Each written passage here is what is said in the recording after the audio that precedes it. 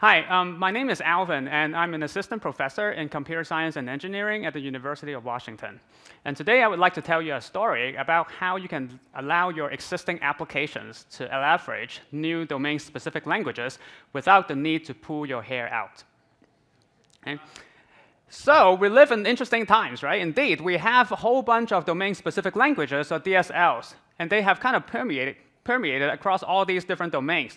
So from classical ones such as parallel computing and programming hardware, all the way to newer domains such as image processing and even data analytics, DSLs have helped developers to easily express their computation. A new trend, however, has been developed where DSLs also embed within them optimization. And by that, I mean the following. If you can express your program or your computation using the DSL, then it's guaranteed to be execute efficiently, consume fewer resources, fewer energy, whatever that the DSL is designed to provide. Now, however, faced against all these DSLs are a bunch of existing applications or legacy applications. So these applications tend to be written in a general-purpose programming language or DSLs that were designed in the past decade or so on and so forth. Now, at this point in time, the million-dollar question in this room should be, how can we leverage, how can we enable these applications to automatically leverage these new shiny DSLs? Well, so of course, one way you can think about doing this is, we can always just rewrite the existing program into using these new DSLs that are built on top of new frameworks and whatsoever. But now let me tell you a little bit about how these rewrites actually happen. So I'm sure we all have this experience where our tech lead or manager basically gives us a piece of code that has been heavily optimized over the past decade or so by multiple different teams, right? So in theory, these programs should look really clean and modular and everything. Now I see a bunch of smirking faces in the front, and of course you're right. In reality, they look more like this, right? So we're dumped over by our manager by this piece of spaghetti code, and then we're basically told to please rewrite using this latest and greatest framework that we just found online.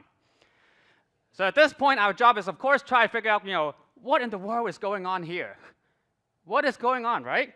Now, after banging your head against the wall for days and perhaps months, you might figure out that this tiny piece of code there is just doing a simple two-stage image processing pipeline. This is great, right? Except that, on the other hand, the details about how they implement caching and how they implement pipelining is probably not of concern for us because we are going to probably rewrite them using whatever CUDA provides as an example, right? That's what we are trying to achieve.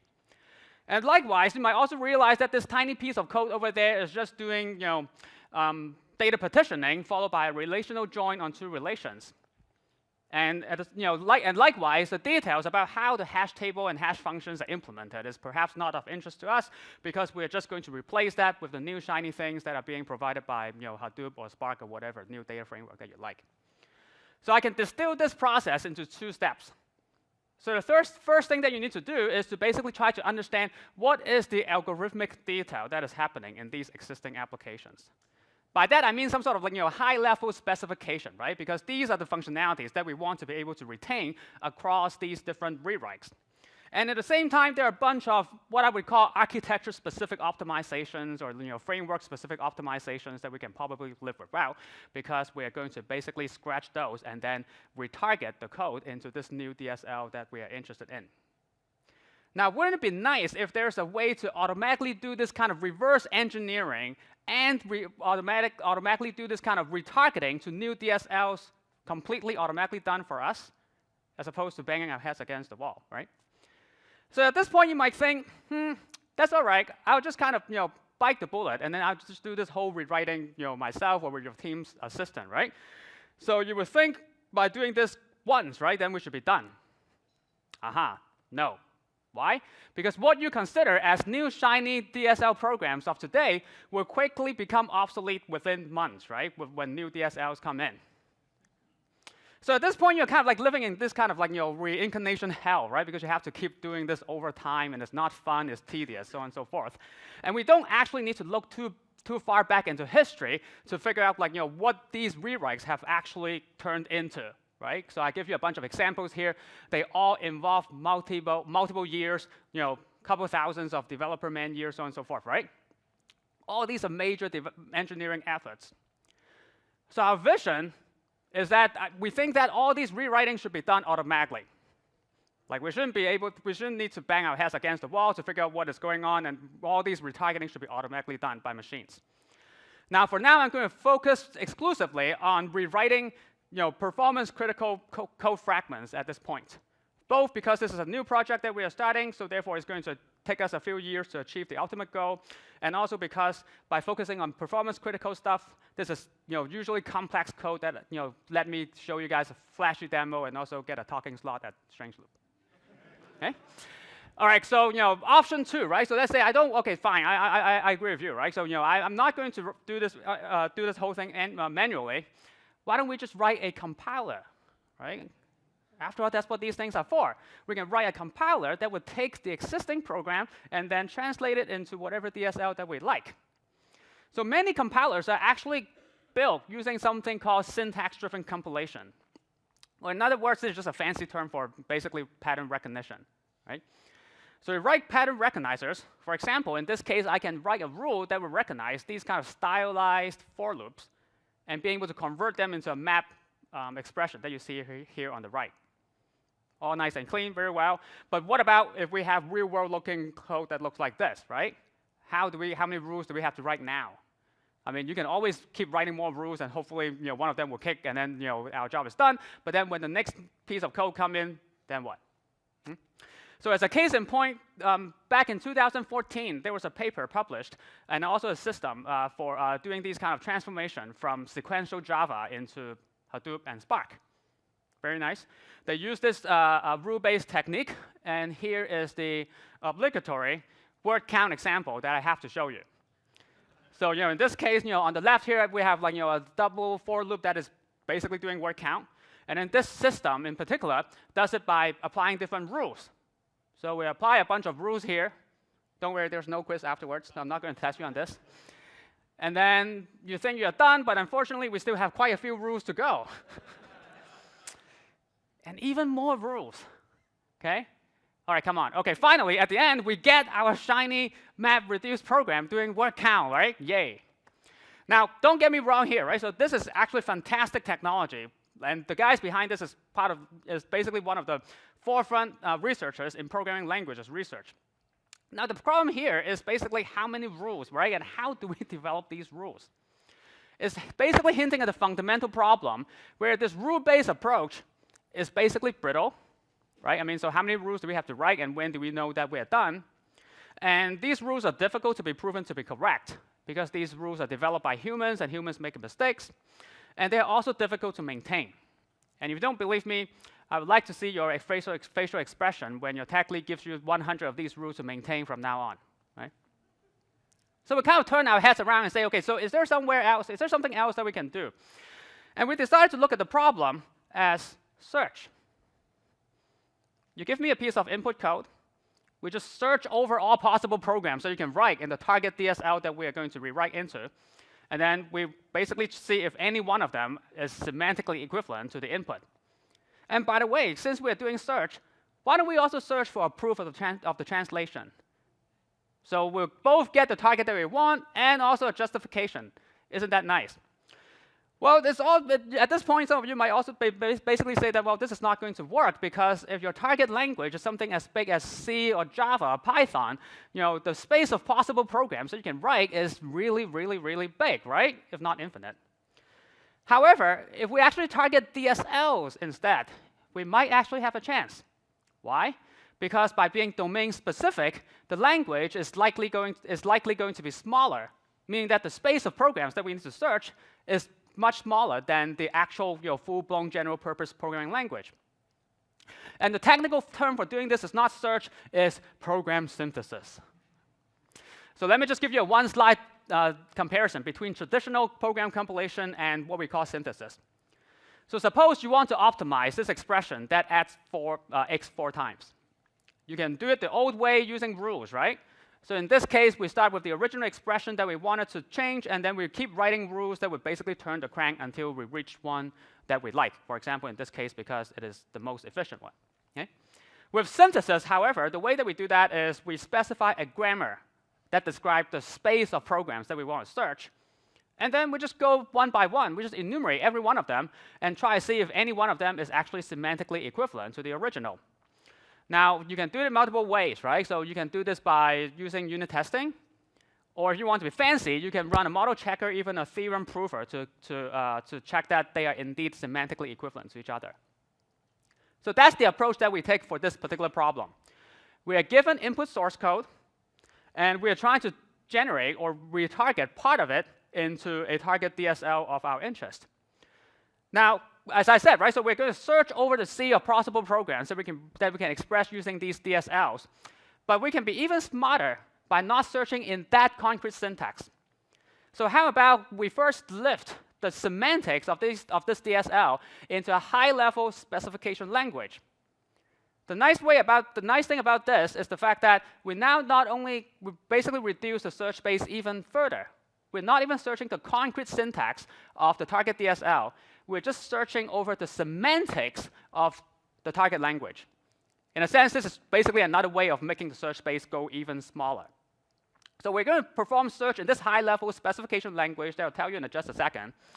And in that sense, all that we are doing is basically given an input piece of code, we're going to somehow infer a specification that is expressed using this high-level language that I'm going to tell you next. And the same thing also happens, right? So for every candidate that we can write in this specification language, we're also going to go through this validation phase. We don't want things to break. So the validation is either going to say that, yes, you got it, this is semantically equivalent, or no, please come back and give me something else. And if all goes well, we now have a shiny candidate expressed using this high-level language, and then we can do code generation to get back the original concrete syntax that we want. And I claim that doing this final code generation phase here is much easier because we already have the semantics of the language, and translating between the high-level semantics and the low-level concrete syntax is going to be much simpler than doing it from this side to that side completely. So we call this approach verified lifting. It's lifting because we are converting from the target DSL into a high-level language and performing the search there instead of the concrete syntax. And it's verified because we are going through this validation phase that makes sure that anything that we get at the end of the pipeline is indeed semantically equivalent.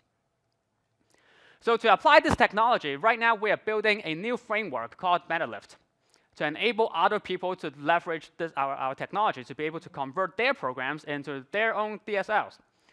So Metalift has two components. First of all, it has a specification language that allows people to express the semantics of their DSLs. And it's also a compiler generator.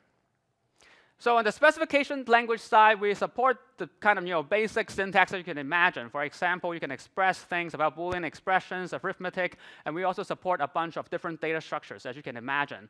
And they come in kind of like a functional form that looks exactly like Haskell. Because all that we are doing at this point is just to specify the semantics of the language. We don't care about the concrete syntax, right? Now, on the compiler generator side, the way that it works is the following. So we take input programs, and we first go through an extraction phase. We try to extract out code fragments that are amenable to be retargeted into the new framework or the new DSL that we are trying to do. And for each of those code fragments, we now do this search over the high-level specification language. And right now, our system actually is hooked up to a theorem prover to try to do this validation phase, although we do have plans about extending this to just run unit testing, for example. And as I said earlier, if all goes well, we can now go through code generation, where we would get the target code fragment being re-expressed using these DSLs of our interest. So how can an end user actually use our compiler generator to generate a compiler for their own DSL? Well, you basically give three different inputs to our system. First of all, you need to tell us what kind of code fragments are you interested in converting. Are these loops? Are these recursive functions? What is this DSL that you are trying to convert to is actually good for? And given that, the next thing you need to give us is the semantics of the DSLs that you are trying to lift to. Right? What are the operators? What are the program constructs?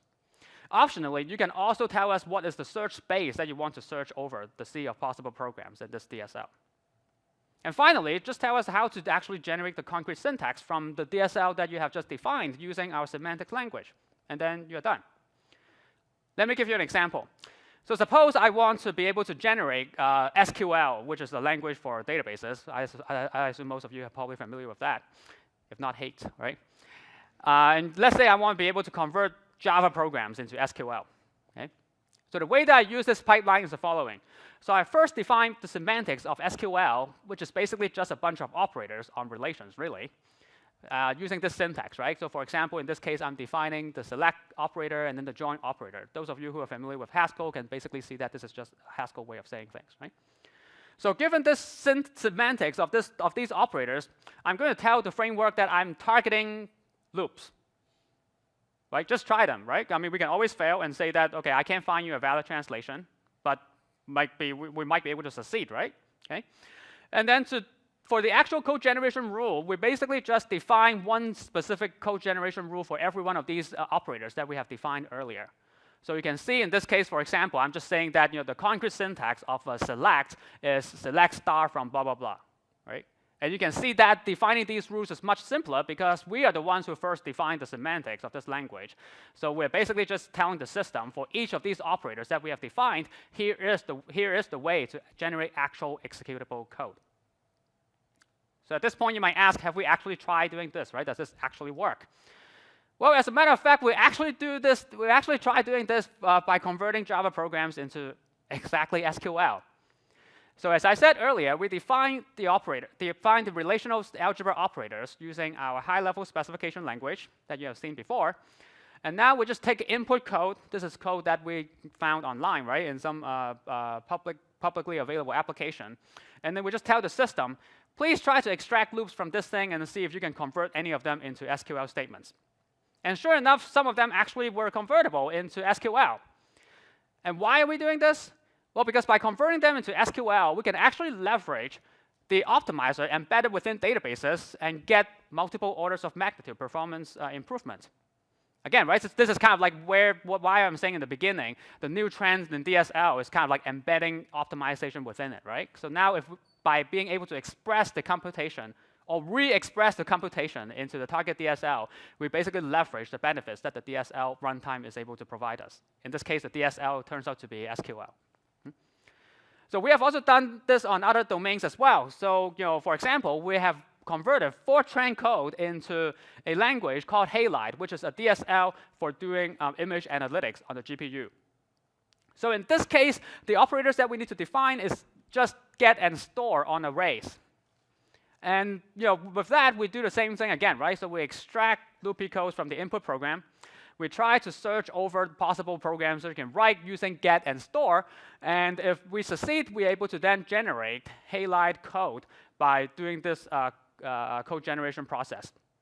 And in this case, by moving computation to the GPU, we're once again able to get speedup that you might expect if you were to done this completely manually, for example.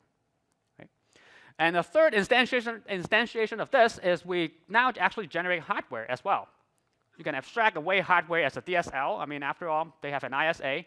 ISA, you can describe the semantics of it using our language. So in this case, this programmable switch has this funky ISA that consists of pairwise execution of two things at the same time. It has a mux, and so on and so forth. So you express the semantics of the hardware, in this case using our language, and now you can take a program that looks with a C-like looking syntax and actually generate executable hardware that you can now deploy on a programmable switch. Cool? And of course, just to kind of round up the story, we have also done this by converting sequential Java into Hadoop, exactly the example that I've shown you earlier. In this case, the DSL called Hadoop is very simple because as you might have guessed, it only has two operators, map and reduce. So you define the semantics of this operator using our language, and now we basically just go out and look for loops that might be amenable to translate it into Hadoop. And sure enough, we find something that we can convert, and then now we can leverage the optimizers that is provided by Hadoop or Spark to get speed up. So now I'm going to switch gears and talk a little bit more exclusively about this new, the last instantiation called Casper, which is this compiler we generated using verified lifting and Metalift for converting sequential Java into Hadoop. And of course, you guys are probably not believing me, so I'm just going to show you a demo of how this actually works. And by the way, this is completely open source right now, so you can actually go try it out if you're interested. So you can go to this website. I don't know if you can see it right now. It's casper.udaplse.org. So we have released this earlier, and then you can actually try the online demo. So in this case, this is the word count program that everybody just loves, right? And because we just got to have it. So I'm just going to click translate and then see what happens.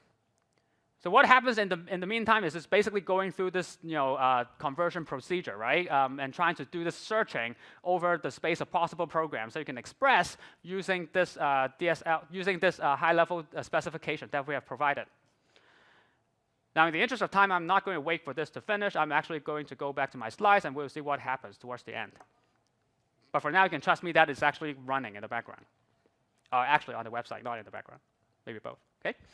OK, so how does Casper work, right? So again, I'm showing you this kind of architecture diagram of our compiler tool chain, which again consists of 3 parts, right? So we first try to, in this case, take in Java programs, and we try to extract, right? In this case, loopy programs, and we try and see if we can convert any of them into Hadoop or Spark.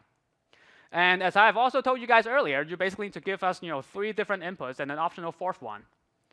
For this particular instantiation, the target code fragments, as I've said, are basically just loops. What about the DSL and what about the code generation rules, right, from this DSL?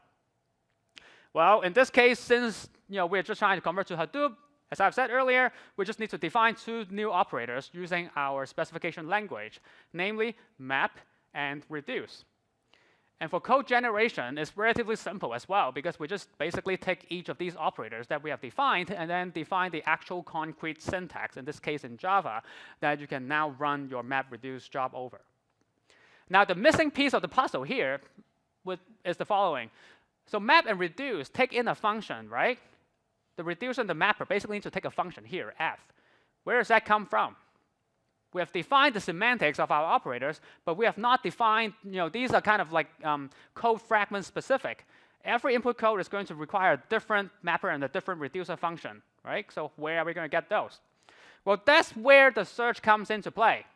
So we're now going to ask the program synthesizer or the search engine to now search for the sea of programs that you can express that you can plug into the mapper and reducer in order to achieve what we wanted to do as semantically equivalent to the original input. So for that purpose, we define a search space grammar, which is optional. You do not have to provide that to Metalift, but if you want the search to be going even more efficiently, you can do so. So for example, we can first define the mapper function to consist of only additions and subtractions and maybe a literal and so on and so forth. And just try it and see if you can find a matching function. If our synthesizer ended up failing, we can't find any candidate that would pass all the test cases, well, we can expand the grammar.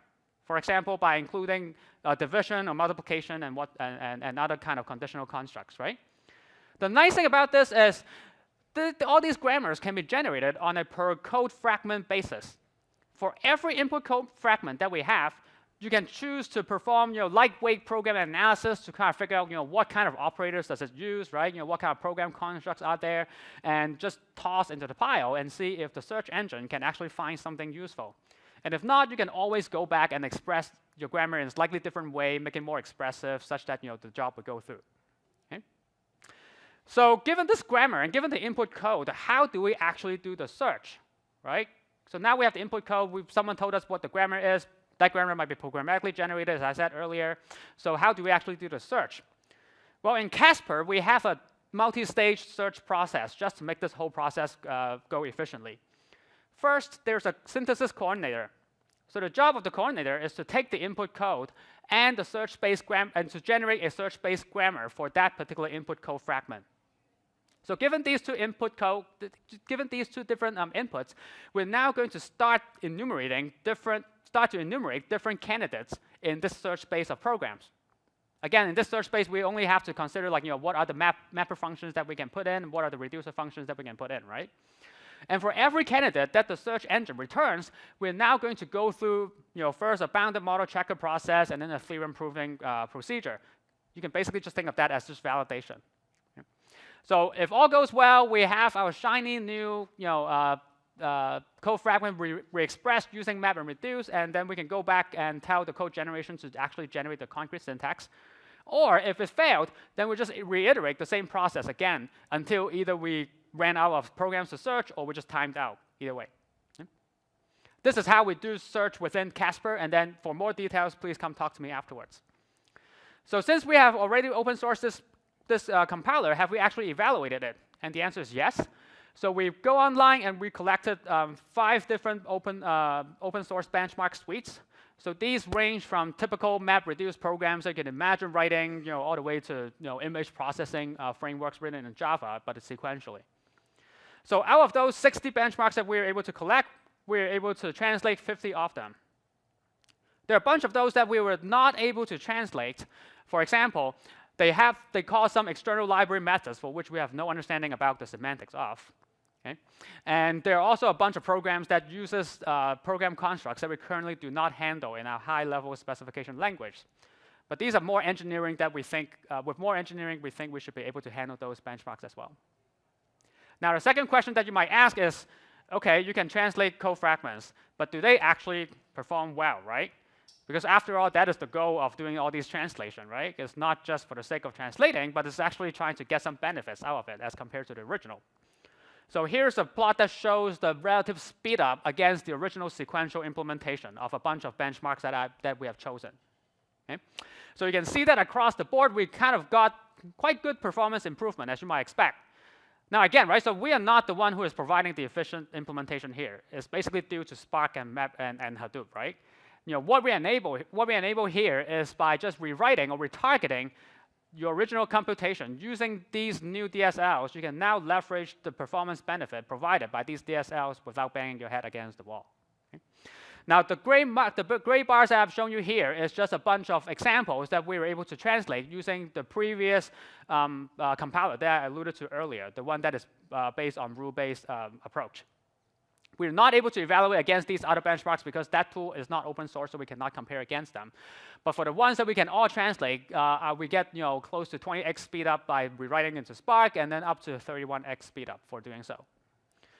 Now, and just to torture ourselves, we also hired a bunch of Spark programmers. These are expert programmers with multiple years of experience, and asked them, can you please rewrite these benchmarks from sequential Java into Spark? Right? And here is the difference in terms of comparing the performance. So you can see that across the board, we are kind of on par, and have different similar implementations that would have been written by an expert Spark programmer. One particular case I want to point out is this particular one, 3D histogram. And the reason why our automatically generated implementation, the green bar here, does not perform as well as the expert is because they were able to recognize that there's a special data structure that only Spark provide and not Hadoop. And they leveraged that, and then they got more speed up than what we can achieve because we are targeting both Hadoop and Spark. So therefore, we're not able to synthesize that particular solution. Now, another question that you might ask is, OK, so is this approach practical, right? Because you can do this, but do I have to wait 10 years before getting anything out, right? Because if that's the case, I might as well just write it by hand myself, right? Well, so it turns out that the mean time to compilation is only about 5 minutes. So this is based on just doing search. And the median time here is just less than a minute, really. We also have a bunch of strategy to not only prune the search space, but also only select those that we know is going to be efficient in terms of performance. And I don't have the time to talk about the details here, but essentially, they're just a bunch of heuristics that talk about the cost modeling. And, and by being able to incorporate a cost model during the search, we're able to not only find candidates that are semantically equivalent to the original, but also ones that we know are going to perform well. And if you don't care about that, then you basically get your first solution in less than a minute. And here's just another thing that shows the kind of the number of solutions that we're able to prune using our cost model. And again, if you're interested, please come talk to me afterwards, and I'll be happy to show you how that works. So we think that this is kind of really great, right? But where is all these things going? So I think that right now we're kind of living in a stone age of programming, if you will, where the way that people do programming is either kind of bang your head against the wall, always a timeless favorite, and looking at spaghetti code and trying to reason about things. So we think that in the future we should be able to train computers to do these coding tasks for ourselves, right? We shouldn't be doing these kind of things on our own.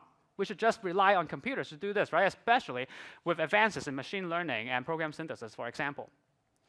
So what I've illustrated to you today is one of these techniques, right? One of them, being able to do search across a space of possible programs and see how you can do how you can do program compilation that way.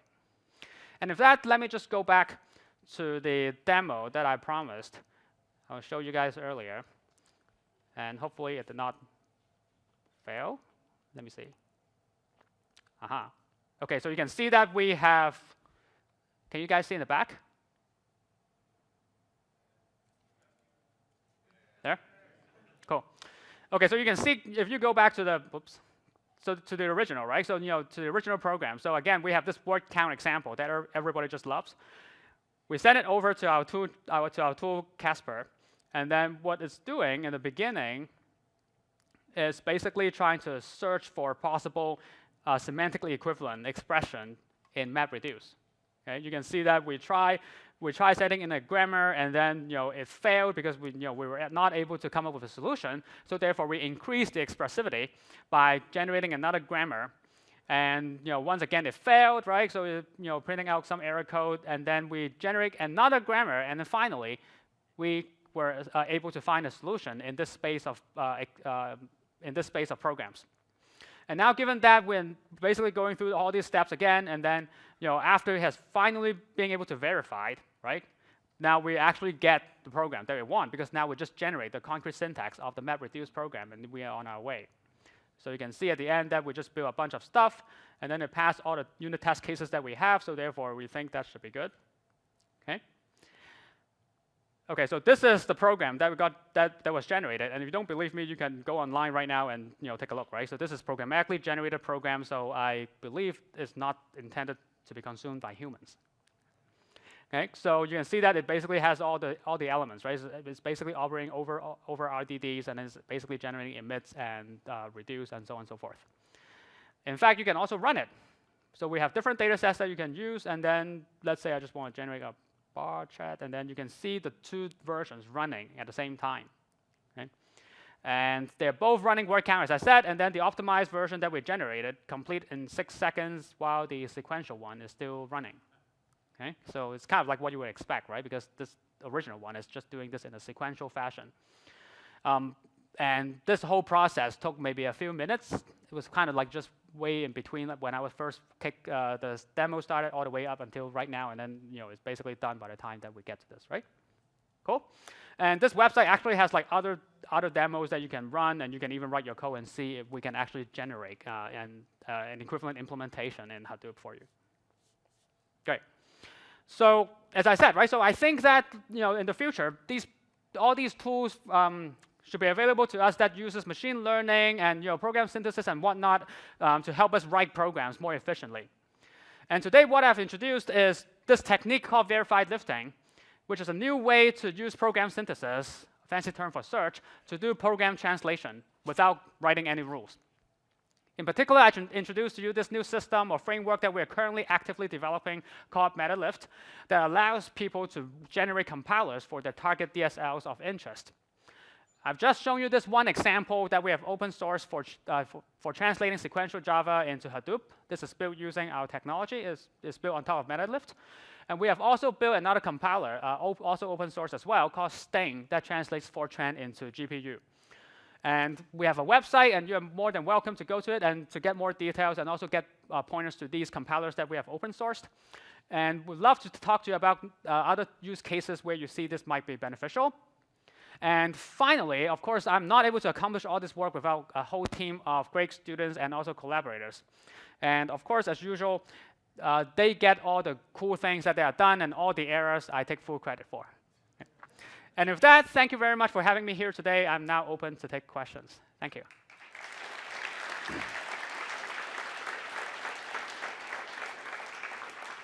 Yes, please. Do you envision like crowdsourcing rules? People say, "Oh, well, you've got Spark working, so I'm going to figure out how to translate those same kind of rules into Flink, and I'll post that, and other people can use it." And other people can say, "Oh, yeah, I want to start converting C# programs, so I'll kind of start with the Java rules and fiddle with it." Great. OK, so the great question. So just to repeat, the question is, can we actually crowdsource writing these rules, right? So the answer is yes, of course, right? So with in fact, all these rules, right? If you look at the rule-based compilers, they were indeed developed by humans. So it is indeed possible to outsource all these rules and being able to and solicit humans' help to write them. But what we are also pitching here is we can also try to use the machines, right, to learn these rules. You can think of it that way. So I think the short answer is both of them equally plausible. As much as convenience is concerned, we might actually prefer the machine-driven way, right? Because at that point, we don't even need humans to begin with. But that's just kind of like a vision that we have in mind. Sorry, yes, question? What's the computational complexity of the search? It looks like it might be exponential. Great. OK, so the question is, what is the complexity of the search? Indeed, it's exponential. In fact, if I remember correctly, it's actually doubly exponential. So, but the great thing about this is by putting in different grammars, you can actually control how the search is actually done, right? So if you give a simple grammar and you restrict it if you restrict it more, then that basically means the search space is smaller, so therefore the search would be, we'll be able to do the search quicker, even though it's still double exponential, yes. But if the exponent is small enough, we might actually be able to complete. And actually, there has been a decade-long of research into program synthesis just to speed up this process. So when I first mentioned it, I was saying, like, we're going to basically enumerate every possible programs. Well, of course, we're not going to just enumerate blindly every possible programs, right? So there are a bunch of different techniques that people have tried. Happy to talk to you about that afterwards if you're interested. Yes, question, please. You mentioned there were some things that were not able to be translated. Can you just give a flavor, an example or two of things that were not expressible in the semantic language? Great. OK, so the question is, I mentioned that there are a bunch of use cases that we're not able to translate. Can you give a flavor of what they actually look like? Sure. So some of them involve things like crazy side effects, such as like printing things, writing files. So those are not expressible using our language because currently we don't have monads, even though it's Haskell-like. So we don't have monads, so therefore we can't model the side effects. And there are other things such as calling some external library that we just don't know what it's doing. So therefore, just to be on the correctness side, we can't translate those programs just for that particular purpose. But I would argue that we probably don't need a full-blown language for people to be able to express all these things because, after all, we're trying to translate that to a particular DSL. And if that DSL is not good for, say, doing like file operations, then why bother modeling that into our specification language? So, yes, question, please. Kind of building off the external libraries not working, would it be possible to, instead of starting from source code, start from either machine code or JVM bytecode or something, and synthesize a program off of that? OK, great question. So the question is, instead of starting from source code, could we have also started from bytecode or other kind of representation, right, to do the same kind of process? The answer is yes. Although if we go with a bytecode or assembly approach, then in terms of specifying what kind of code fragments people want to be able to translate into the DSL, that might become slightly more clumsy. Because, for example, if we do it at a source code level, we can still say things like a loop, or a sequence of 2 assignment statements. But then if we do this at the assembly level, some of these high-level information is already lost. So therefore, it would be more difficult for the end user to specify what kind of code fragment do they think would be amenable for this kind of particular transformation. But in terms of technology, I don't see any particular problem in terms of applying this to even bytecode as well. In the back, yes, please.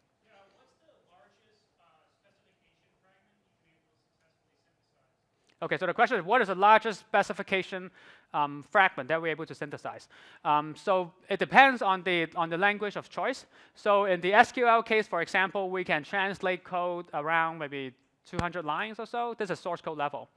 Well, but that might not be a good measure of how successful or not successful we are because it also depends on how complicated that piece of code is, right? And as I said earlier, we kind of try to target these really complicated code fragments just because they are complex, and it basically is a very challenging thing for us to do.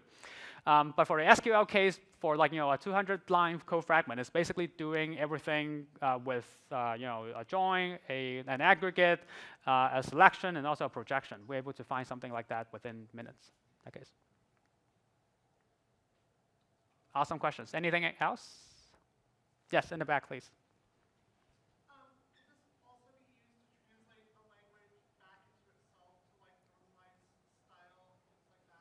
Okay, that's an awesome suggestion. So the question is, can we actually translate back into the original language, not to a DSL, right? Just, for example, we can do normalization, or maybe we can suggest stylistic changes, so on and so forth.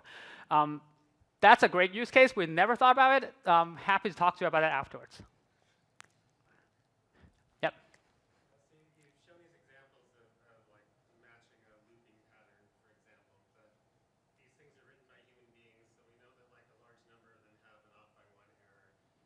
And in general, things that the patterns you're looking for, since they're written by humans, are going to be not quite, provably correct. So does this throw off the matching? Have you encountered being thrown off by the matching because of bugs, or thought about ways of getting around that? All right, great. So the question is, what happens if the input code actually has bugs within them, right? So I mean, if we convert it, doesn't that mean we are also kind of like precipitating the same bug over to the new version, right? And the answer is yes, indeed, right? Because we don't know, whether the inferred specification is indeed correct, right? So therefore, we are just going to blindly convert that into the target DSL if we can indeed find one. But for example, to go back to example, so the question being raised, we were saying basically, what about like, for example, off by one errors and loops, right? So chances are, and we have actually seen that in practice, for those kind of loops, we will not be able to translate into the target language. For example, if you think about like SQL again, right? If you have an off by one error for reading like a relation, then that basically means that you're not really doing like a projection or selection on the entire relation, which is what SQL can do, right? If you want to do everything except for one particular tuple, I'm not sure whether that is actually expressible in SQL. So that's just maybe a short way of answering your question. But yeah, happy to talk about that as well afterwards. Okay, great. Okay, yes, another question. Follow up on that, it seems like you could write rules of where you modeled you selected good code and bad code, and there'd be multiple ways. You could go to Stack Overflow and find the rules, find the things that are upvoted, and those are your good patterns, and find the things that are downvoted, and those are your bad patterns. And you could like grade somebody's code. Awesome. So the suggestion is like, we can just go to Stack Overflow and kind of do like stylistic judging, right? So we can run a beauty pageant in terms of like, who is writing the most beautiful code, right? Indeed, I mean, that's one possible use case, right? In fact, some of the things that we also have in mind are things like, patching security loopholes. So for example, you can imagine being able to re-implement your existing code, right? Using fewer API calls or a less publicly available an API, then you can kind of think of like, minimizing the attack surface, if you will. Right? Because my original API might have 10 different things that you can call, but then my new one only has 5. The question is, can we leverage, right, this 5 smaller API and still be able to express the computation in the original code, right? You can see different benefits that way too. Okay. Cool. So I'm still around if you want to talk to me afterwards, and I think in the interest of time, let's just close the session, and thanks for coming again.